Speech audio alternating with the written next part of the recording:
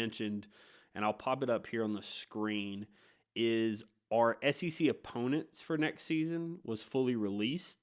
And that includes Oklahoma and Texas having been added to the slate. So the way that it worked out this season is there are 6 teams that you're going to play just at home, 6 teams that you're going to play just on the road, and then 3 teams that you're getting home and on the road. So the 3 teams that Alabama is getting home and away splits with are Auburn, Kentucky, and Mississippi State. Obviously, Auburn, that's one that you're going to have circled, trying to get your revenge from the loss last season. You were able to win in Coleman, but anytime you lose against Auburn, it's something that you're trying to get back at. And I think that this roster is built to be able to win in Neville. This roster is built to be able to win in Coleman. So I think that this is a really, really good matchup for Alabama. Obviously, it's going to be tough on the road, but I think that Alabama's roster is absolutely more than capable.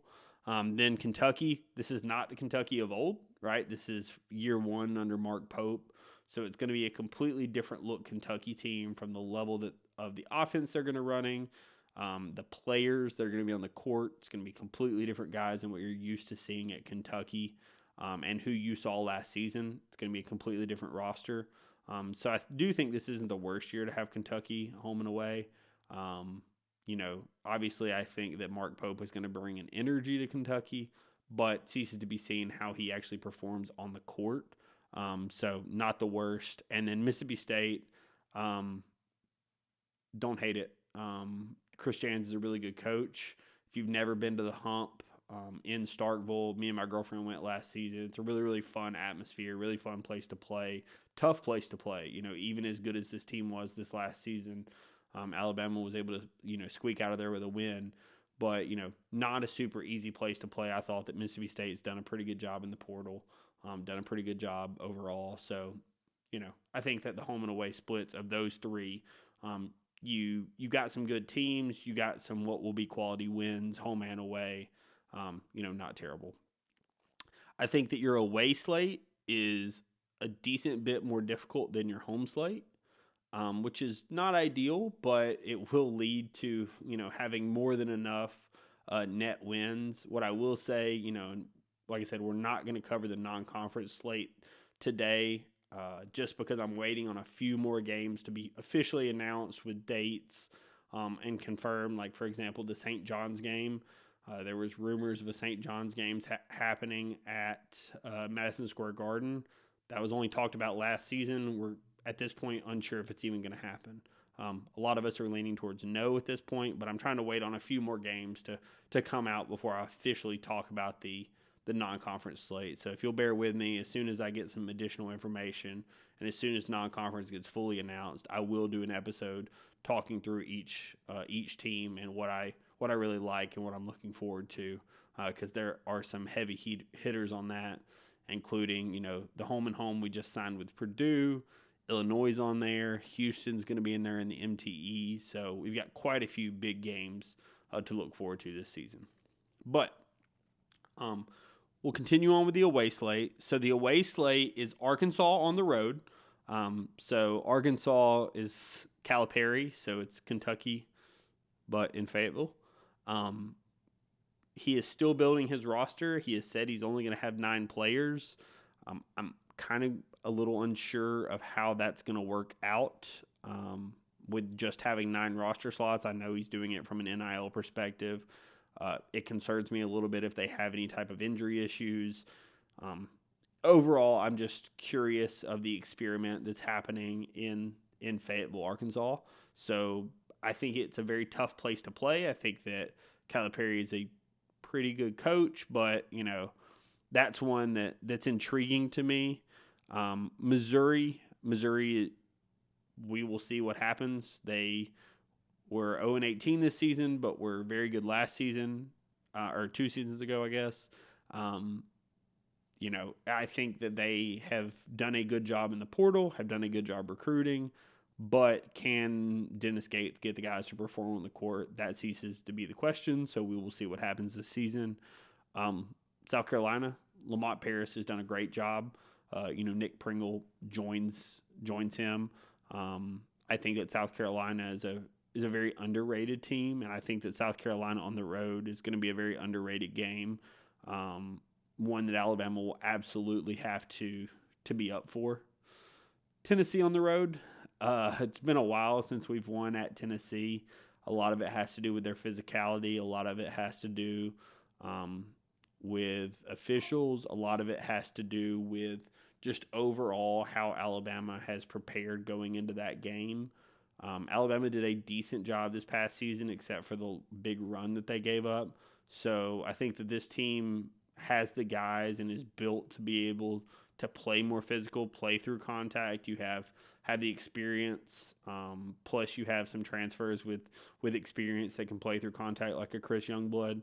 So I think that Alabama will have the guys to win in Knoxville, but that's going to be a very, very tough place to win. You have not won there in a very long time.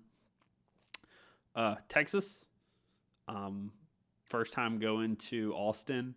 I think that Alabama in Austin will be a good game. I'm not sure too much of what to expect out of Rodney Terry's group this season. I think that they will probably be pretty good. I know that their NIL is strong there and it has helped him in recruiting, but I'm not too sure of what to expect out of them. So overall, I think that it will be a decent test, but I don't think Texas will be at the top of the SEC this season, top 2 or 3 type competing levels. And then A&M. Buzz Williams, A&M. A&M's a fairly tough place to play. Alabama has struggled a little bit with Buzz historically, a little, but Alabama won big in their matchup this past season. They won big in the SEC tournament 2 years ago. So I think that Nate has figured out Buzz. I think that Alabama can come out of Aggie Land with the win. And then your home slate, like I said, I don't think that it's the greatest of home slates, but I do think that you have what will be some very good matchups. You have Florida with Todd Golden. They returned quite a few guys, and Golden has done a really good job. Last season, we had a really tough matchup with Florida, and Florida was a really, really good team. I expect them to be good again. You have Georgia. I don't think Georgia will be at the top of the SEC, but if nothing else, you have a chance to beat up on Asa Newell, since Asa chose to go to Georgia with Mike White over coming to Alabama. So Darian Reed against the team that he could have chosen. So I think that one will be a feisty home game. LSU, I'm very curious on what McMahon's going to have going with LSU this season. I think that they can't have the ability to be good, but they're another one that I don't know what I truly expect out of them this season. I think that they will be, middle to bottom of the SEC. I don't think they're going to be bad, but I don't think that they're going to compete at the top of the SEC. Ole Miss is one that really has me very is one that I would circle, right? Ole Miss is a team with Chris Beard. We thought Chris Beard was potentially in for some other jobs. Ole Miss locks him down, and Beard has a pretty good roster coming in. He had a decent roster last season and, had some issues. They gave Alabama actually a lot of troubles in that game. And I think that it's a game that Alabama does not need to overlook.